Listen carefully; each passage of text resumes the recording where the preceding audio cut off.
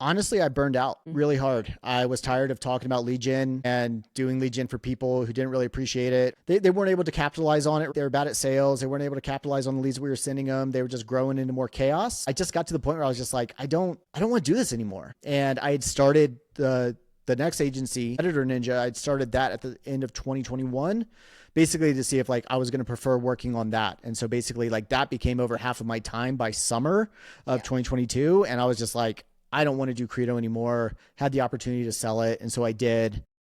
Hello, and welcome to today's episode of Pivot to Profit. My amazing guest today is an entrepreneur who's actually exited not once, but twice. John Doherty, how are you today?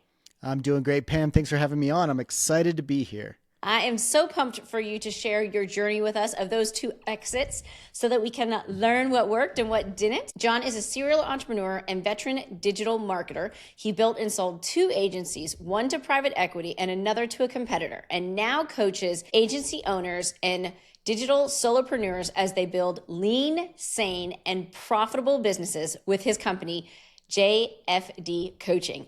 Amazing. Before we get started, look, listener, if you're a business owner who wants to truly understand your numbers and keep more of what you earn, that's exactly why I founded Pivot Business Group. We're a financial strategy firm helping you know your numbers, increase your profit, reduce your taxes. If you want to level up your numbers, just go to pamjordan.com to book a call with my team. All right.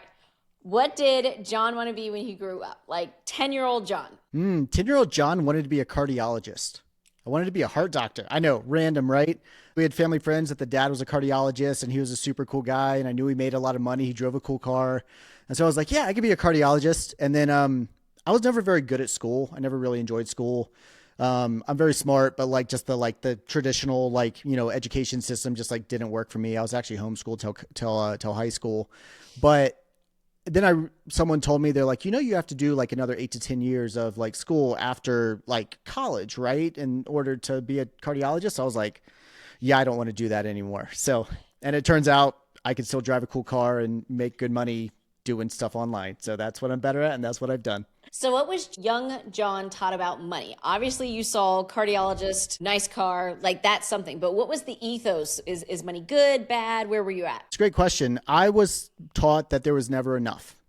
I grew up plenty. We were middle class to probably in the 90s, upper middle class sort of thing, right? Like nice house, mom stayed home, homeschooled the three of us, dad worked, at a local university back in Virginia where I'm from. And yeah, I was taught that like, money was neither good or bad, but there's never enough of it is basically what I was taught, even though we had enough, but we never had more than enough. So, and yeah, one of my parents was always very stressed out by money. And so I inherited some of that mindset. And I've worked very hard over the last 3 to 5 years to overcome that. So it's been quite the journey, especially like running businesses and having a family and, life is expensive in Colorado and all of that. It's amazing how our mindset around money is formed so early by what we see around us, by our parents, our community, religious organizations, whatever. And it really does pour into who we are as an entrepreneur. And a lot of times people that become entrepreneurs just double down, do the work and say, forget whatever I was taught about money. I'm going to create a new story. Or I've seen other entrepreneurs let it control them and let it create an invisible ceiling for them and their income. So I love to hear that you're doing work on it. So let's start with your early career because your entrepreneurial career came off of a sad moment of being laid off. But before we got there, tell us about working for other people and after college and your early career. Yeah. So my early career directly after college was I got a job. As I mentioned, I'm from Virginia originally. I got a job in the Washington, D.C. area working for a software development firm. So we're doing like building custom software for like state and local clerk and recorders. So processing land deeds and marriage certificates and that sort of stuff. So I was a technical support specialist. So I was working with basically like supporting the clients that we had, also making sure they got all the, the features they needed and like that sort of stuff, and flying out to California for like go lives and installing, new software on 80 computers and an all night push and then having to do training the next day sort of stuff. So I learned a ton. I only lasted a year in that job because I hated the DC area, 24 years old, single, living in the burbs. It was terrible. So I actually left that. And so I spent a couple of years in Europe in a hippie commune in my 20s. And so I went back for a second year and helped run a book publishing company from there. So that was my first like kind of foray into entrepreneurship. In retrospect, I had no friggin' idea what I was doing. Like it didn't do much, but like that kind of got me into like marketing and such. I had a background in web development. I've been blogging for a long time. So that kind of got the entrepreneurial bug going. I moved back, followed a girl back to the States, got a job at a marketing agency in Philadelphia, was there for about a year, not even a year. And then I got a job with an agency, a well-known SEO and digital agency in New York City. So I moved to New York City. I was the first hire in their New York City office there. Ended up consulting with a ton of like great companies, made a ton of great contacts, like the who's who of the digital marketing industry. I basically met then and they're all like still like friends and colleagues of mine. So I got very fortunate with that. Then I went in-house with Zillow for 2 years. So I got recruited to Zillow. I ran marketing on their brand Hot Pads, which is their like apartment rentals brand. So it was their number 2 consumer brand at the time. Built the marketing team there from myself to 8 in about 18 months. We acquired Trulia. So Zillow acquired Trulia. I moved over to Trulia for about 4 months and then got caught up in some post-acquisition drama. And my team and I got laid off. So I got back from a 2.5 week trip to Europe, went back to work the next day. In the morning was like, oh my God, I hate this. Nothing's moving forward. And at 3 p.m. I got laid off.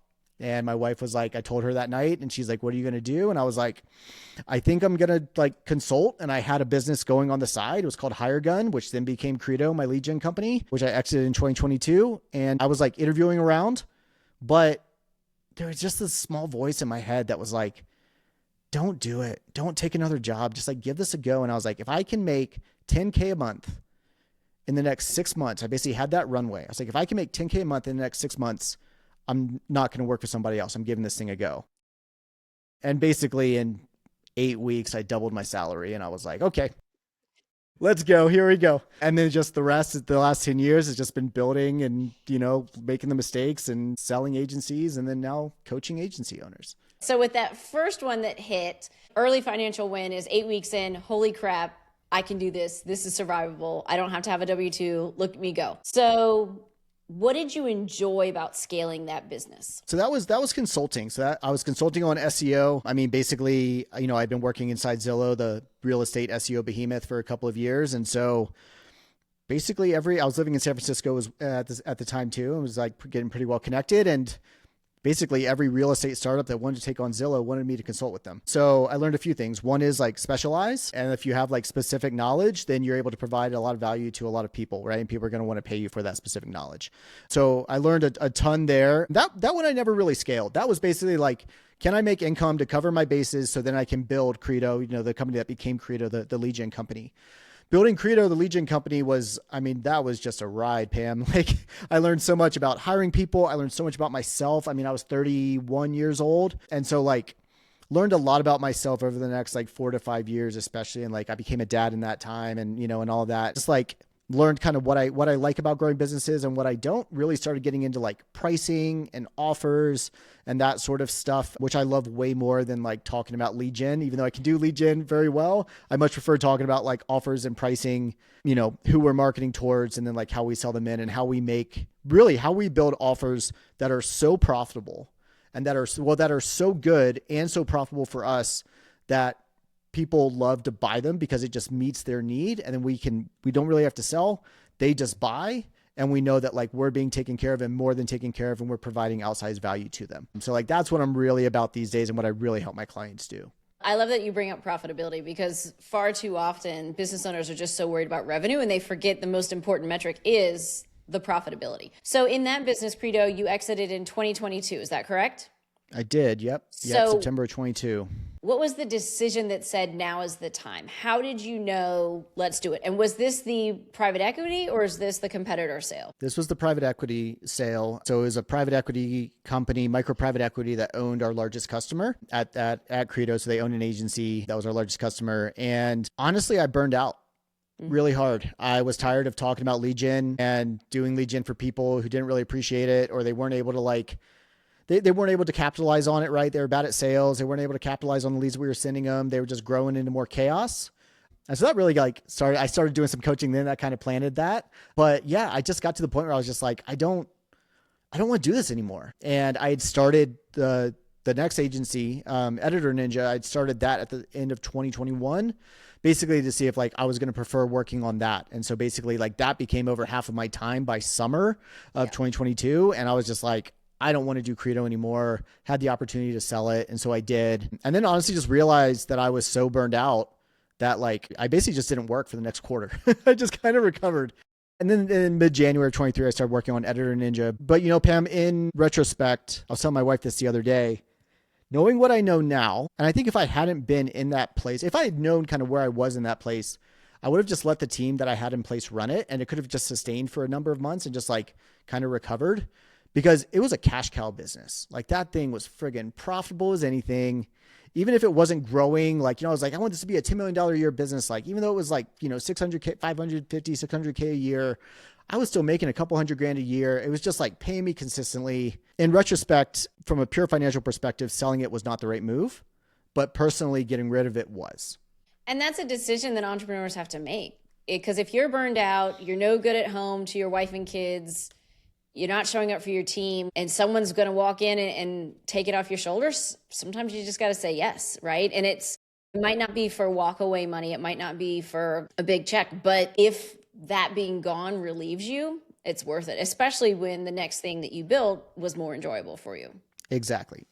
Yeah. So there's definitely trade-offs there. And, I don't know if there are regrets, but there's like, yeah, maybe in retrospect, I would have done some things differently, but I also don't, I don't regret anything that's happened since then. So exiting to private equity is not easy, and there's lots of paperwork and hoops to jump through. How long did that process take for you? We actually I'd been talking about it with them for about 18 months. And then actually like between the time that I said, like, let's get a deal done and the time we got it done was only about 3 months. So it came together pretty quickly. Like I said, the conversation has been ongoing for about 18 months before that. So, really it was like, we kind of knew everything that was going to happen. And so we just like got it done. And with that business, you said it was profitable, so numbers were not stressful at that time. It was easy. Yeah, it was pretty easy. I mean, the only thing that was stressful was just like, it was really hard to grow. And in retrospect, it was really hard to grow because I was taking too much profit out of the business. So, that's another element to profit. But like in retrospect, I see why it didn't grow. So if I was running that business now, it would be a very different story. But it ran. I had a team that was basically running the day to day. We had great customers. Like, I was pretty free to do kind of whatever I wanted to, which is both a blessing and a curse for an entrepreneur too. We get bored, we start a new business, and when it comes to the numbers like that, it's hard because it's a lifestyle business. So you want to take the profitability, you want to be able to enjoy it. But then also when you drain the cash like that, you don't have the money to reinvest so that you can scale in the marketing and the sales and whatever it was that would have gotten you to that next tier. But if you're burned out, it kind of doesn't matter. Totally. And we had cash in the business, but the thing was I was afraid to spend it, Like I'm very good at making money, but historically I've not been great at investing it, right? And especially like in business, at investing it like into growth. I've gotten way, way better at that over time. But like there was 6 figures sitting in the business checking account that like, yes, I got to take out of the business when we sold it, which was great, right? But in retrospect, I think I could have used that in smarter ways, right? In order to grow the business. And then maybe I wouldn't have burned out so hard. Maybe I would have, but it's all hindsight 2020 and all that. But yeah, you're absolutely right.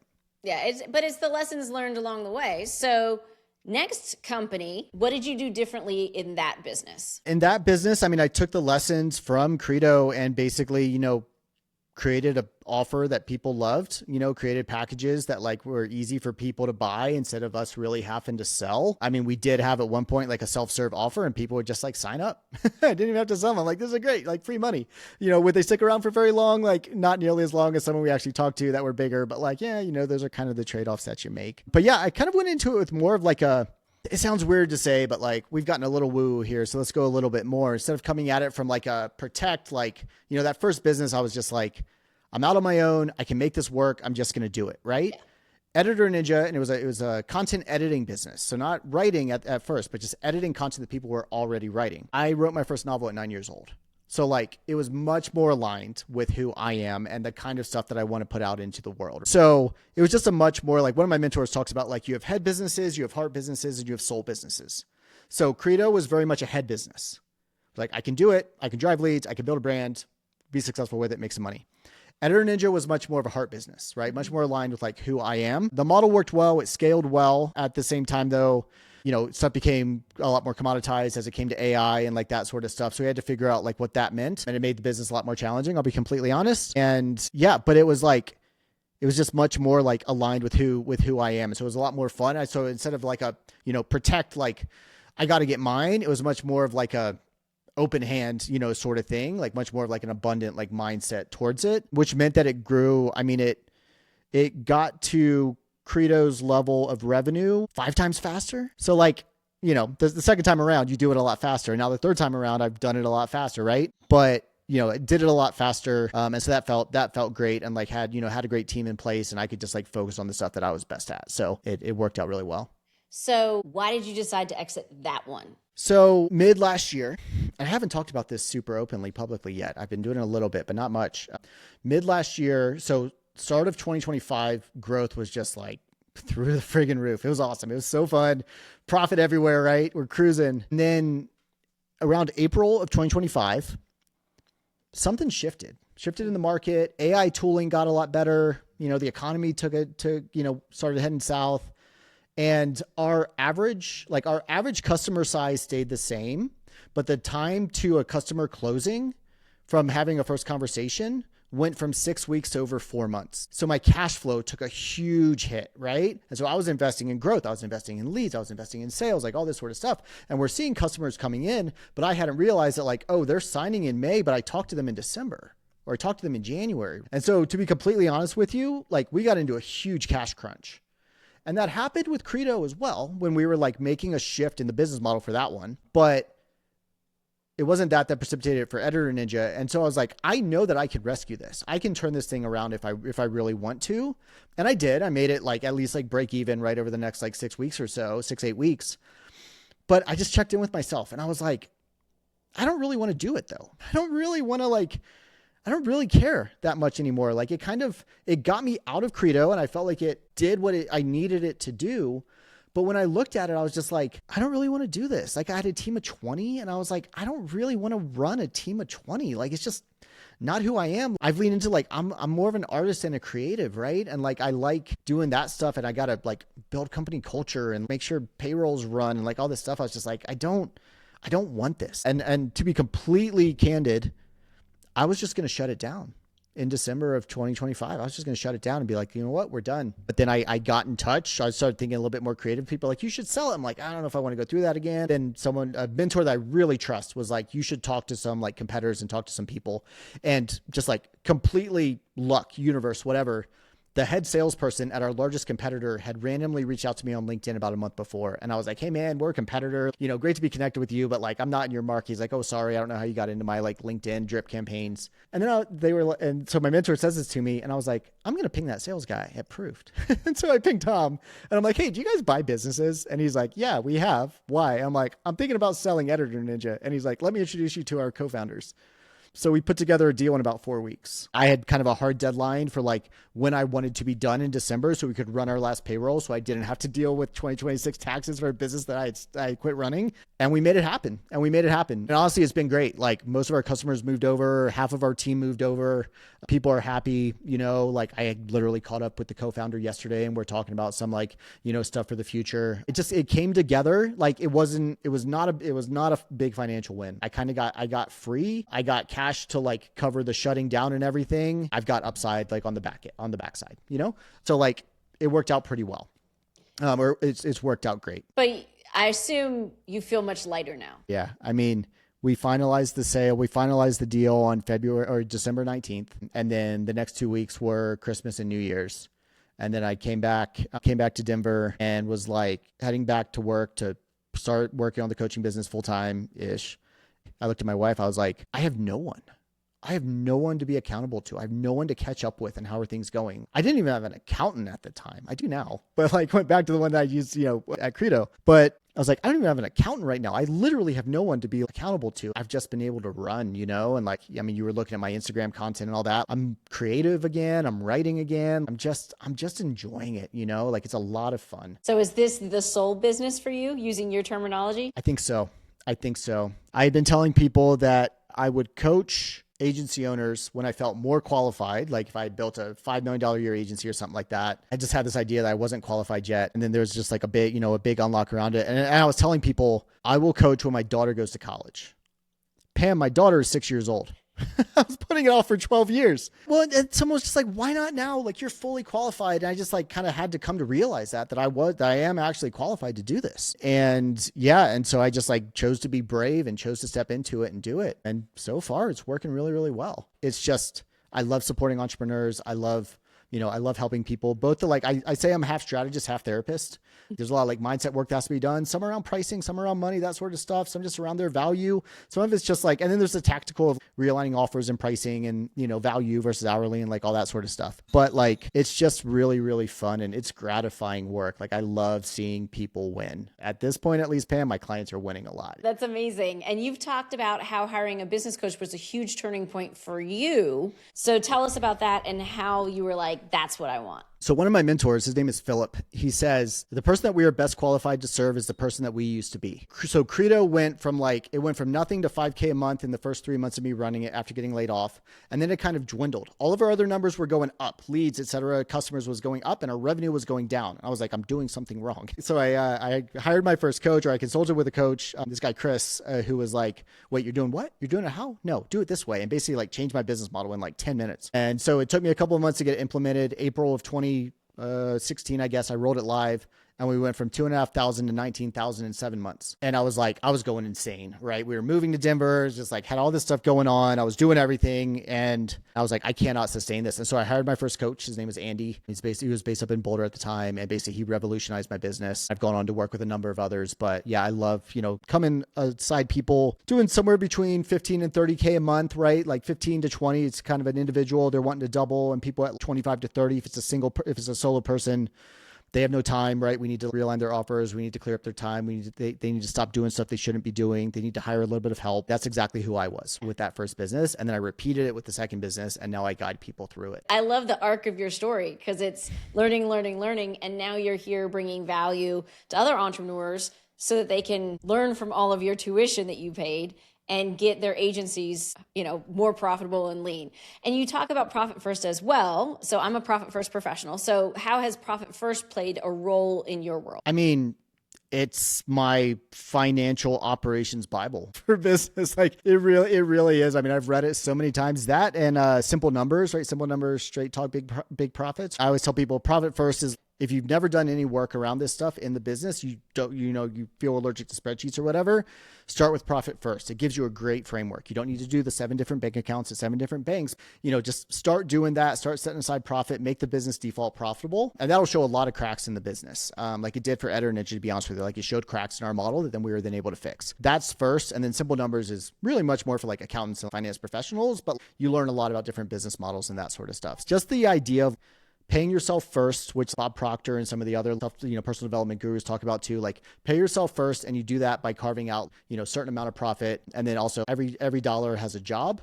And so if you can do that, then you're actually able to operationalize and operate the business sanely. And it's not like, you're not overspending in areas or, something like that. So it just had a huge impact. Just honestly, Profit First just revolutionized how I ran my business from the finance and ops perspective. We use Profit First, not with all of our clients, but with most of them. And it's a great way for entrepreneurs to understand money and with the bank accounts and what's theirs, what's for tax strategy, what's for wealth growth, what they have left to run the business. Because far too often people look at the bank account and they see $50,000 and like, yes, let me go do whatever. But if it's in those designated bank accounts, they realize, well, the 50,000, you only have access to 10 because everything else is spoken for.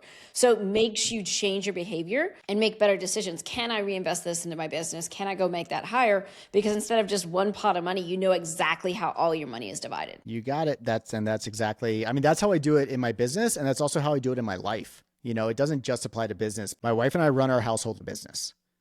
You have to. If you want to scale and survive and build wealth, absolutely. I love it. So John, this has been fantastic. What is next for you? What's on the horizon? Oh man, right now I'm just having fun. I'm having fun. I'm succeeding, making good money and just supporting entrepreneurs as they're trying to build their dreams. So just more of this, please. I'm increasing my client load a little bit.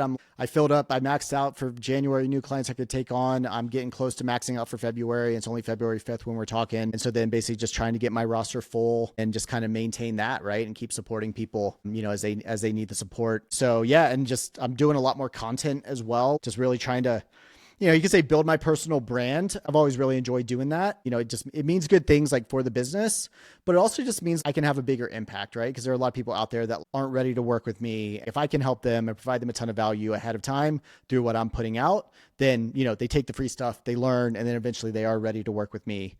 So yeah, I come from a family of teachers. I come from 4 generations of teachers. I love teaching. Like, I think I would have been a university professor in a different life. So those are the 2 things I'm focused on right now. I love it. So John, where can people connect with you? Yeah. So social media, 2 places, LinkedIn and Instagram. Instagram, I'm doing a lot of video. I kind of repost a lot of that stuff to LinkedIn, but I do a lot of kind of other, text-based stuff on LinkedIn as well. So those are the 2 best places. And then johnfdoherty.com/coaching is more about my coaching business. So, digital agencies doing ideally over 20K a month. Got some good leads coming in, have an idea about who you serve. We can move some building blocks and do a lot of good for your business. John, this has been fantastic. Thank you so much for sharing your story. Listener, remember, it's not about what you make that matters. It's what you keep. If you need help with understanding your numbers, just go to pamjordan.com and schedule a call with my team.